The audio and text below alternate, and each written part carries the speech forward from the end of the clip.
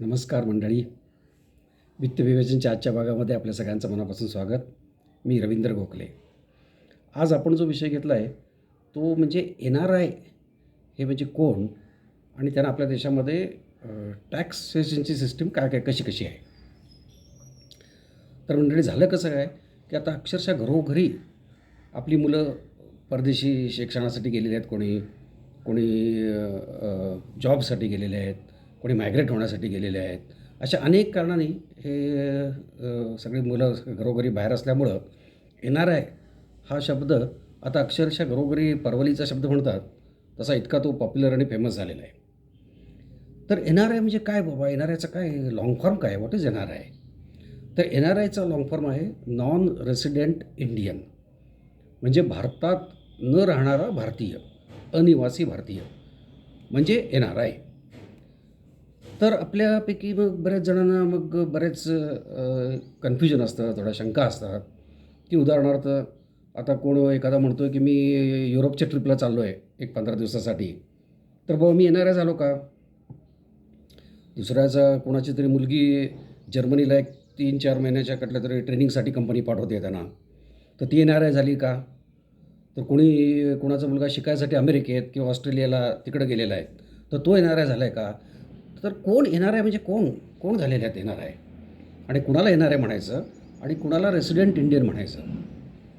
तर हे आपण आता थोडंसं हे कन्फ्युजन जे आहे ते आपण क्लिअर करायचा प्रयत्न पहिल्यांदा सुरुवातीला करूया.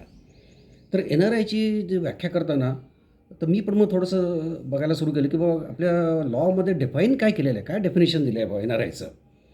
तर मंडळी हे तुम्हाला ऐकून नवल वाटेल की याचं NRIचं डेफिनेशन नाहीच आहे, कुठंच सापडत नाही आहे. मीही भरपूर शोधलं, नंतर बरेच त्याच्या माहिती काढायचा प्रयत्न केला. तर NRI as such is not defined anywhere in the law. मग डिफाईन काय केलेलं आहे? तर डिफाईन हे केलं आहे, हा रेसिडेंट इंडियन म्हणजे भारतीय नागरिक कुणाला म्हणायचं ह्याचं डेफिनेशन मात्र आपल्याला बऱ्याच लॉजमध्ये बऱ्याच ठिकाणी ते आपल्याला मिळतं. तर आता NRIचं डेफिनेशन म्हणजे आपल्याला ते उलटंच करावं लागणार आहे. म्हणजे जो रेसिडेंट इंडियन नाही आहे तो म्हणजे NRI. हे जरासं थोडंसं उलटं सगळं झालेलं आहे आता. But then there is no choice. This is what it is defined. तर आता हे कुठले मग लॉज आहेत की ज्याच्यामध्ये मग भारतीय कोण हे जर डिफाईन जर केलेलं आहे की कोण आहे बाबा रेसिडेंट इंडियन कोण आहे.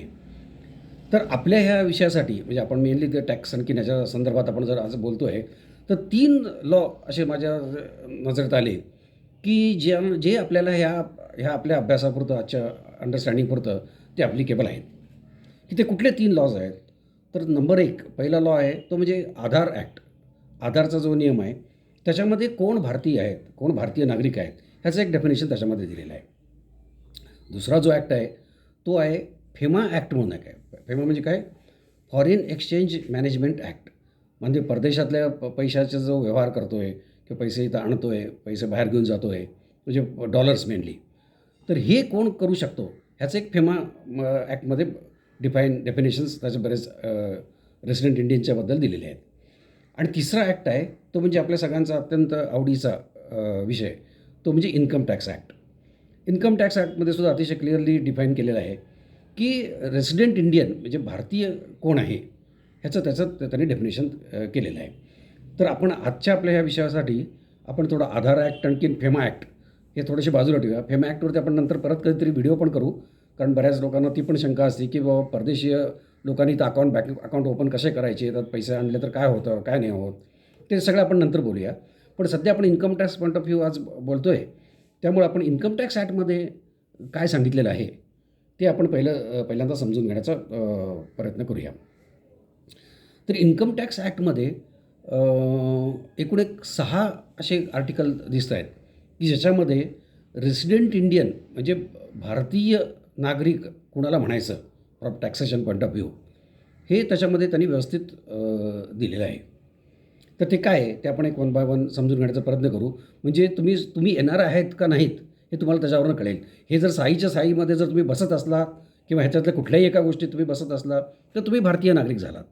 पण ह्यातल्या कुठल्या तरी तुम्ही जर बसत नसलात तर मात्र तुम्ही नॉन रेसिडेंट इंडियन झाला. जर तुम्ही इथं भारतात जन्मलेला असला तर तुम्ही ह्या 6 पॉईंट्समध्ये जर बसत नसलात तर मात्र तुम्ही NRI झालेला. तर ते कुठले कुठले पॉईंट्स आहेत? तर सगळ्यात पहिल्यांदा आहे, तर त्यातला पहिला अ, नियम जो आहे तो अतिशय सिंपल आहे. तो काय म्हणतो, की तुम्ही भारतात जन्मलेलं असलं पाहिजे. तुम्ही तो भारताचा नागरिक आहात आणि कुठल्याही एका फायनान्शियल इयरमध्ये जर तुम्ही 182 किंवा त्याहून जास्त दिवस जर भारतात राहिला असला, तर तुम्ही भारतीय नागरिक झालात. म्हणजे एक 6 महिने 180 दिवस म्हणजे 6 महिन्यापेक्षा जास्त काळ जर तुम्ही भारतामध्ये जर असता, तर ह्याचा अर्थ तुम्ही भारतीय नागरिक झालात आणि भारतीय नागरिकांना जे काही लॉज ॲप्लिकेबल आहेत इन्कम टॅक्सचे लॉज ते तुम्हाला ॲप्लिकेबल असतील. हा हा एक एक फर्स्ट. दुसरं पॉईंट काय आहे, की तुम्ही भारतीय जन्माने भारतीय आहात तुम्ही समजा, म्हणजे इंडियन ओरिजिनचे तुम्ही आहात आणि तुम्ही परदेशीय नागरिकत्व घेतलेलं आहे. कुठल्या तर दुसऱ्या देशाचं नागरिकत्व घेतलेलं आहे. काही ना काही कारणाने तिथं राहून तिथं काही मिळवलेलं आहे तुम्ही. पण जर तुम्ही 182 दिवसापेक्षा जास्त दिवस जर कुठल्या फायनान्शियल इयरमध्ये जर भारतात तुम्ही आलात, काही कारणाने, मे बी एम्प्लॉयमेंटसाठी असेल, काही बिझनेस करायसाठी असेल, कशासाठी जर तुम्ही जर भारतात आलात, तर तुम्ही ॲटोमॅटिकली रेसिडेंट इंडियन झालात त्या वर्षापुरते तरी. परत तुम्ही परत परत तुमच्या देशाला परत गेलात, तर परत तुम्ही NRI व्हाल तो.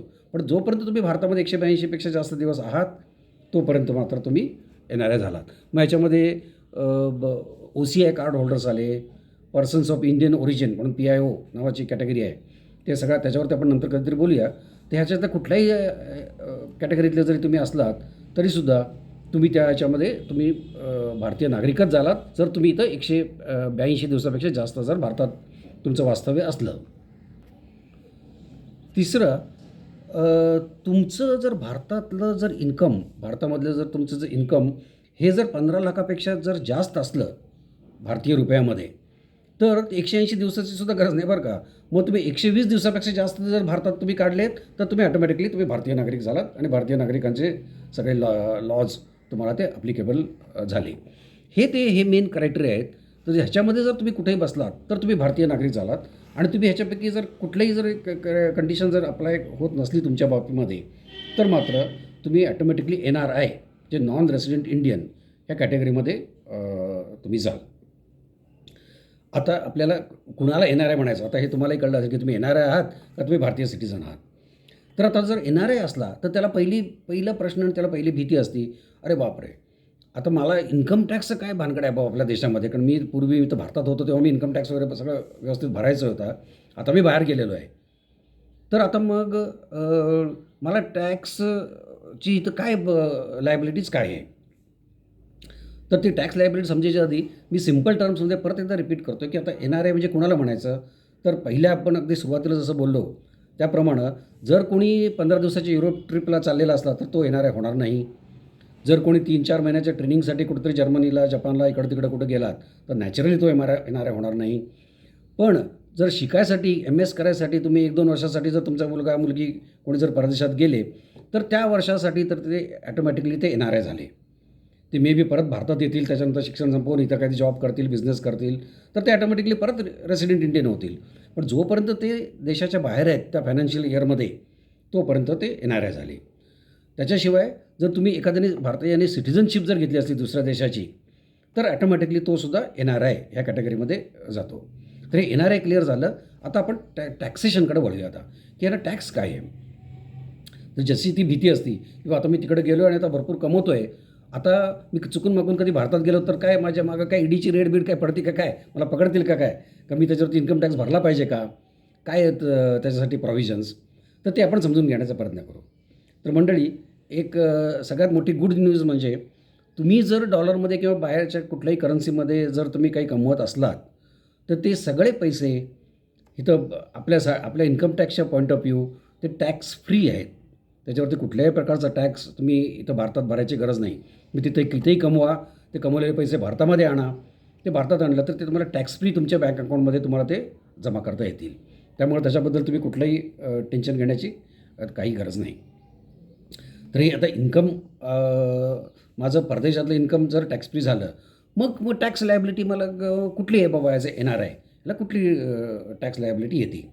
तर इन्कम टॅक्स ॲक्टप्रमाणे तुम्ही जे पैसे भारतामध्ये कमवता किंवा इंडियन रुपीजमध्ये जे काही कमवता, ते सगळे टॅक्सेबल इन्कम आहे तुमचं. म्हणजे कुठलं? आता उदाहरणार्थ, आता जर एखाद्याने जर बाहेर परदेशी जाण्याच्या आधी इथं काही एफ डीज करून ठेवलेल्या आहेत बँकामध्ये, काही इन्व्हेस्टमेंट्स करून ठेवलेल्या आहेत, तर त्या एफ डीवरचं जे काही तुम्हाला व्याज मिळतं आहे ते ते तुम्हाला टॅक्सेबल आहे. ते एफ डी किंवा ते जे काही म्युच्युअल फंड्स घेतलेत किंवा शेअर्स घेतलेत त्याच्यावरचा जो काही डिव्हिडंड तुम्हाला येतो आहे तो टॅक्सेबल आहे तुमचा. एखाद्याने इन्व्हेस्टमेंट म्हणून एखादं घर वगैरे घेतलं असतं इथं भारतामध्ये आणि ते भाड्याने दिलेलं आहे कोणाला तरी, तर ते भाडं मिळतं तुम्हाला त्या NRIला, तर ते टॅक्सेबल आहे भारतामध्ये. तर असे हे सगळे जे काही तुमचं इन्कम आहे जे इंडियन रुपीजमध्ये आहे, उद्या एखादा बाहेर परदेशात बसतो अमेरिकेमध्ये आणि इथं भारतातल्या कुठल्या तरी कंपनीसाठी काहीतरी सॉफ्टवेअर, म्हणजे तो इथं काय मूनलाईट म्हणतात ना, मूनलाईट नाही, इथं उलटी केस आहे, इथं डे लाईटमध्ये, म्हणजे आपल्यासाठी कारण तो डे आहे त्यांच्यासाठी बरे रात्र असेल ती, तर डे लाईटमध्ये इथं भारतात जर त्यांनी काही कमवलं तर ते जे काही इन्कम आहे ते सगळं टॅक्सेबल आहे भारतामध्ये.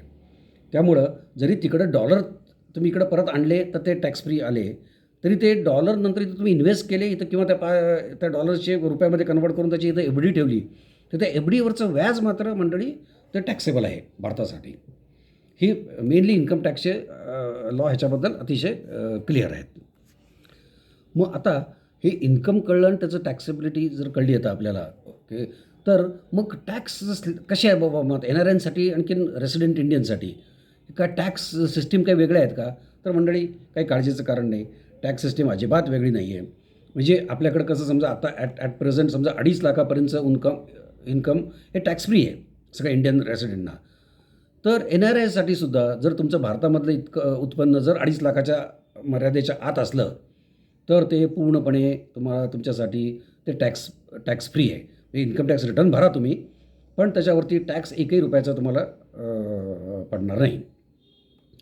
दुसरं मग बरेच NRIंना ती एक डाऊट असतो की हो मी इन्व्हेस्टमेंट केली ती रिलायन्सचं मला डिव्हिडंड आला, तर डिव्हिडंडवरती माझा TDS कट झाला, म्हणजे माझा फुकट सरकारने टॅक्स माझा कट केला. तुम्ही तर म्हणताय तर 2.5 लाखापर्यंत टॅक्स फ्री आहे पण TDS मात्र माझा कट झाला. तर मंडळी TDS हा टॅक्स नाही आहे, it is only tax deducted at source. जे सरकार एक ॲडव्हान्समध्ये तुमच्या खिशातले 4 पैसे काढून घेतं त्यांच्या सेफ्टी आणि सिक्युरिटीसाठी. तेव्हा तुम्ही जेव्हा हे इन्कम टॅक्स रिटर्न भराल त्या वर्षाच्या अखेरीला, तुम्ही हा TDS सरकारकडनं परत मागू शकता, तुम्हाला तो परत मिळतो जर तुमचं उत्पन्न 2.5 लाखाच्या मर्यादेच्या आत असलं तर. आणि नुसतं उत्पन्न नाही, त्याच्यावरचं जर सरकार त्याच्यावरती इंटरेस्ट पण देतं तुम्हाला, कारण त्यांनी तुमच्याकडं फुकट ॲडव्हान्समध्ये वसुली केलेली होती. तेव्हा तो TDS तुमचा कट झाला तर काही घाबरू नका, तो TDS पूर्णपणे तुम्हाला रिफंडेबल आहे भारतामध्ये. हा एक झाला, एक स्लॅबचं झालं.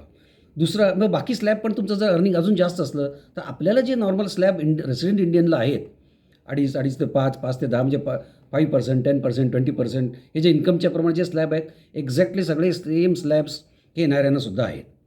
मग NRIंना काय नाही आहे ॲडव्हान्टेज ते पण आपण मंडळी लक्षात घ्यायला पाहिजे. तर 2 महत्त्वाच्या गोष्टी आहेत की ज्या NRIंना मिळत नाहीत. नंबर 1, एक स्टँडर्ड डिडक्शन म्हणून आपल्याला प्रत्येक इंडिव्हिज्युअलला जेव्हा आपण इन्कम टॅक्स रिटर्न भरतो तेव्हा सरकार ₹50,000 आपल्याला स्टँडर्ड डिडक्शन म्हणून तुमच्या इन्कममधनं ते डायरेक्टली मायनस करून टाकतं. तेवढं एखाद्याचं इतकं उत्पन्न 7.5 लाख आहे वर्षाला, तर ते स्टँडर्ड डिडक्शन 50,000 मायनस होतं आणि 7 लाखच तुमचं उत्पन्न आहे असं सिस्टीम ट्रीट करते. तेव्हा हे 50,000 तुम्हाला मिळत नाहीत. दुसरं, कॅपिटल गेनमध्ये सुद्धा बाकी भारतीयांना 1 लाखापर्यंतचा कॅपिटल गेन म्हणजे शेअर विकून जर तुम्हाला जर काय प्रॉफिट वगैरे काय होत असला 1 लाखापर्यंतचा तो कॅपिटल गेन तुम्हाला टॅक्स फ्री आहे रेसिडेंट इंडियनना. परंतु NRIंना मात्र ही सवलत नाही, हे माफी नाही. मग तुम्हाला जे काही तुम्हाला टॅक्स शेअर्स विकून जो काही प्रॉफिट झाला आहे तो सगळ्याच्या सगळा तुमचं इन्कम असं म्हणूनच तो कन्सिडर केला जातो. परंतु ATCचे बेनिफिट्स आहेत, म्हणजे तुम्ही इन्व्हेस्टमेंट केली काही PPFमध्ये किंवा आणखीन कशामध्ये, तर ते मात्र तुम्हाला एक्झम्पशन आहे. तुम्ही 80Dच्या खाली तुम्ही जर काही तुमच्या पेरेंट्ससाठी समजा काही हेल्थ इन्शुरन्स वगैरे किंवा असं काही घेतलेलं असलं तर मंडळी ते पण तुम्हाला टॅक्स मधनं डिडक्टेबल अशा कॅटेगरीमध्ये तुम्हाला ते इन्व्हेस्टमेंट दाखवता येईल. तर मंडळी आता तुम्हाला NRI आणि NRIचं इन्कम आणि त्यांचं भारतातलं उत्पन्न आणि त्याच्यावरचं टॅक्सेबिलिटी हे थोडंफार जर कळलं असेल तर मंडळी NRI मंडळींनो अजिबात घाबरू नका. भारतामध्ये तुमचे तिकडचे पैसे जरूर आणा, इथं व्यवस्थित तुमची इन्व्हेस्टमेंट्स करा, त्याच्यावरती प्रॉफिट कमवा. जर प्रॉफिट जास्त झाला तर सरकारलाही तुमच्याकडनं थोडंसं कॉन्ट्रिब्युशन जाऊन दे. आणि भारताची जी आता ग्रोथ स्टोरी चालू आहे, भारताची जी ग्रोथ चालू आहे त्याच्यामध्ये डेफिनेटली तुम्हीसुद्धा अवश्य सामील व्हा. तर हा व्हिडिओ तुम्हाला कसा वाटला ते जरूर मला कळवा, शेअर करा आणि सबस्क्राईब करा. धन्यवाद.